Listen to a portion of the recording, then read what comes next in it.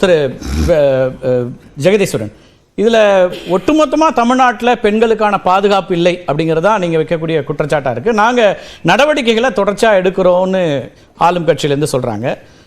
எப்படி பார்க்குறீங்க? அதாவதுங்க, இன்னைக்கு நம்ம பேசிட்டு இருக்கிறது இந்த அண்ணா யூனிவர்சிட்டி பிரச்சனை குறித்து பேசுகிறோம். அது ஏன் இவ்வளவு தூரம் பேசுறோம்னா, நடந்தது சென்னையோட தலைநகரம் அண்ணா யூனிவர்சிட்டி மாதிரியான ஒரு பிரைமரி இன்ஸ்டிடியூஷன்ல நடந்த ஒரு காரணத்தினாலும், எதிர்கட்சிகள் அதை கையில் வீரியமாக எடுத்த காரணத்தினாலும் இது இன்று வரை ஒரு பேசு பொருளாக, விவாத பொருளாக மாறிக்கொண்டிருக்கின்றது. இதே சமயத்துல, இதே வாரத்துல நீங்க ராமேஸ்வரத்துல ஒரு உடைமாற்று அறையில ஒருத்தவங்க வந்து கேமரா வச்சு வீடியோ எடுத்திருக்காங்க, நூற்றுக்கணக்கான வீடியோக்கள் எடுத்திருக்காங்க அப்படிங்கிற செய்தியா பார்த்து கடந்து போய்விட்டோம். அது குறித்து அடுத்த கட்ட பேச கூட இல்லை, நம்ம பேசாம கடந்து போயிட்டோம். சரி, சென்னைனா எல்லாமே பேசுறோமா? அதுவும் கிடையாது. அண்ணா நகர்ல ஒரு பாலியல் குற்றம் நடந்தது. அந்த பாலியல் குற்றம் நடந்தத ராமேஸ்வர செய்தியை தொடர்ச்சியா 3 நாட்கள் தகவலுக்கு, ஆனா இன்னும் போதுமான கவனம் வேண்டும்ங்கிறதுல மாற்று கருத்து அதான் சொல்ல வரேன். அண்ணா மாதிரி பேசுறேன், எல்லாமே தன்மை, குற்றத்தின் தன்மை தான் சொல்றேன். அதே நேரத்தில் அண்ணா நகர் அந்த பாலியல் குற்றச்சாட்டு நடந்த பொழுது டாக்டர் சொல்லிய பிறகு இந்த கம்ப்ளைண்ட் எடுக்க வந்த காவல்துறை அதிகாரிகள் அந்த பெற்றோர்களை தாக்கி அதற்கு பிறகு அது உயர்நீதிமன்றம் போன பிறகு இவ்வளவு மோசமாக இதை கையாளுன்னு சொல்லி ஒரு எஸ்ஐடி போடுறாங்க. ஸோ இது எல்லாமே இது வந்து ஒரு ரொம்ப முக்கியமான சில கேசஸ் மட்டும் நான் சொல்லிட்டு வரேன். நீங்க இன்னைக்கு கருணா அவர்கள் கூட பேசும்போது சொன்னார், இந்த மாதிரி ஒரு குற்றம் நடந்த பிறகு அதை மறுபடியும் நினைவுபடுத்துவது மிக தவறான விஷயம். நான் அதை ஒத்துக்கிறேன். ஒண்ணு இல்லை, இன்னைக்கு போக்சோ கேஸ் எடுத்துக்கங்க. 10 வருடங்களாக 15 வருடங்களாக இன்னும் குற்றப்பத்திரிகை தாக்கல் செய்யப்படாமல் எத்தனை போக்சோ கேசஸ் இருக்கு அப்படிங்கறத டேட்டா எடுத்து பாருங்க. எத்தனை போக்சோட இன்வெஸ்டிகேஷன் வந்து நடக்காம இருக்கு அப்படிங்கறத பாருங்க. கன்விக்ஷன் ரேட் என்னங்கறத பாருங்க. ஏன்னா போக்சோ கேஸ் நமக்கு தெரியும், இது வந்து ஒரு ஸ்டூடெண்ட், ஒரு காலேஜ் ஸ்டூடெண்ட். ஆனா ஒரு 6 வயசு குழந்தை, 8 வயசு குழந்தை, 10 வயசு குழந்தைகிட்ட மறுபடியும் போக்சோ கேஸ்ல கேட்டுட்டே இருப்பாங்க. ஏன்னா அது எனக்கு அனுபவம் இருக்கிற காரணத்துல சொல்றேன். ஒரு 2-3 வருஷத்துக்கு முன்னாடி நடந்தது நீ மறுபடியும் ஞாபகப்படுத்தி சொல்லுமா அப்படிங்கிற இடத்துல இந்த கேசஸ் எல்லாம் நடக்கும் அப்படிங்கறத சொல்றேன். ஏன்னா உண்மையான அக்கறை இருந்தால், நான் அரசியலை தாண்டி பேசுகிறேன், எல்லோருக்குமான பொறுப்பு காவல்துறை, நீதித்துறை இந்த மாதிரியான வழக்குகளை எவ்வளவு விரைவாக முடிக்க வேண்டுமோ அது முடிக்கணும் அப்படிங்கிறது.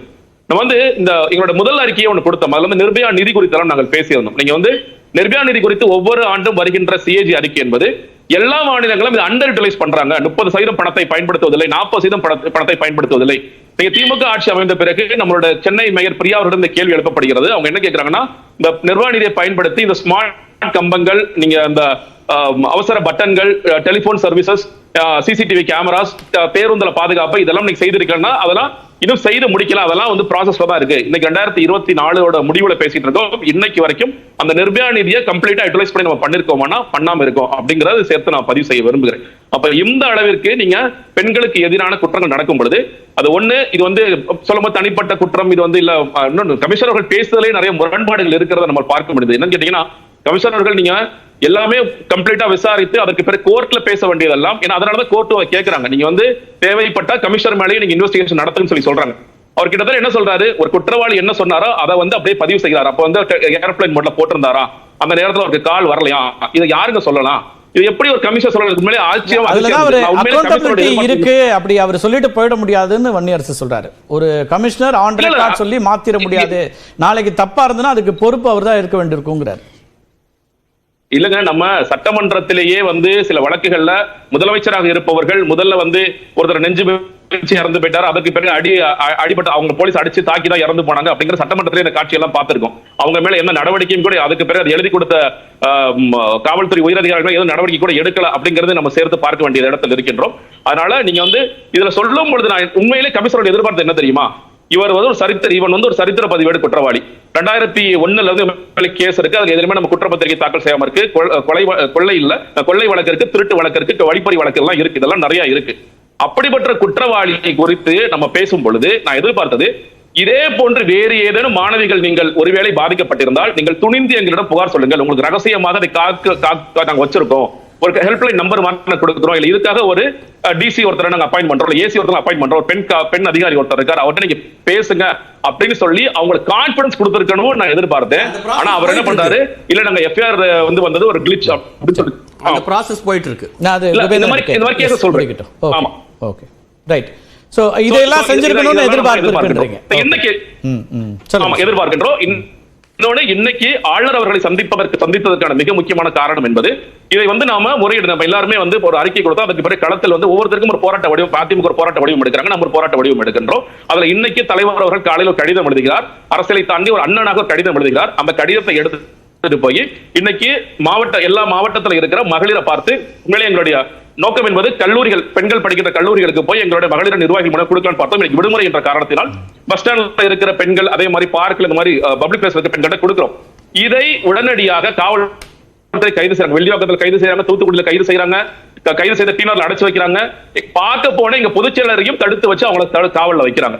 இது ஒரு துண்டறிக்கை கூட கொடுக்க முடியாத நிலைமையில தான் நம்ம இருக்கோம் அப்படிங்கறதை நம்ம இன்னைக்கு பார்க்கணும். அந்த அளவுக்கு மிக மோசமாக இந்த அரசாங்கம் இருக்கிறதா அப்படிங்கிறது. இன்னைக்கு இருக்கிற ஒரு வழி எனக்கு ஒண்ணு, நாங்க போய் இந்த புகாரை போய் டிஜிபி அவர்கிட்ட கொடுக்கலாம், இல்ல இதை தலைமை தாங்குகின்ற முதலமைச்சர் கொடுக்கலாம். ஆனால் பிரச்சனையே வந்து இந்த முதலமைச்சர் எப்படி இந்த காவல்துறை கையாள்கின்றார், இந்த அரசாங்கம் காவல்துறை எப்படி இருக்கு அப்படிங்கறத பார்க்கும் பொழுது, அப்ப அடுத்து நமக்கு கான்ஸ்டிடியூஷனல் போஸ்டா இருக்கிற அந்த அரசியல் உட்பட்டு யாரிடம் போய் புகார் கொடுக்க முடியும் என்று தோணும் பொழுது நாம் கவர்னரை சந்தித்து இந்த மனுவை கொடுக்கலாம் அப்படின்னு சொல்லி கொடுக்கிறோம். ஆளுநர் கொடுத்ததுக்கான அடிப்படை காரணம் அதுன்றீங்க, நம்ம பேசலாம். திரு குபேந்திரன், காவல்துறை கமிஷனர் பிரஸ் மீட், அதுக்கு பிறகு நடவடிக்கைகள் எல்லாமே ஒரு சந்தேகத்தை ஏற்படுத்தக்கூடியதாக தான் இருக்குது. இன்னும் யாரோ ஒருவரை மறைக்கிறாங்கன்னு அதிமுக ஃபீல் பண்ணுறாங்க. இவர் வந்து இப்படியான கருத்துக்களை சொல்லியிருக்கலாமா? பெண்கள் முன் வந்து புகார் கொடுக்கணும்னு தானே ஒரு கமிஷனர் பேசியிருக்கணும், அப்படி சொல்லலையே அப்படிங்கிற கருத்தை திரு ஜெகதீஸ்வரன் முன்வைக்கிறாரு. எப்படி பார்க்குறீங்க இந்த வழக்கினுடைய தன்மை, போகிற போக்கு அப்படிங்கிறது எப்படி பார்க்குறீங்க? சற்றே காலதாமதமாக வந்திருக்கிறேன், மன்னிக்கணும். எஸ், பரவாயில்ல. மாணவி வன்கொடுமை விவகாரத்தில் எதிர்கட்சிகள் நடத்துகிற போராட்டம் தீவிரமாக இருக்கிறது. இது அக்கறையா அரசியலால் தலைப்பு வச்சிருக்கீங்க. இதுல அக்கறையும் ரெண்டுமே கேட்கிறோம். முதலமைச்சர் ஒன்று சொல்றாரு, எதிர்கட்சிகள் ஆளுங்கட்சியுடைய பிரச்சாரம் வேறு, தப்பு கிடையாது.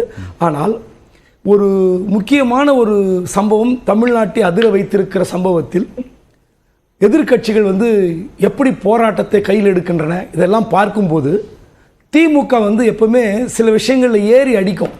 ஆனால் இந்த விவகாரத்தில் சுதாரிப்பே இல்லாமல் பின்தங்கி போய்விட்டது.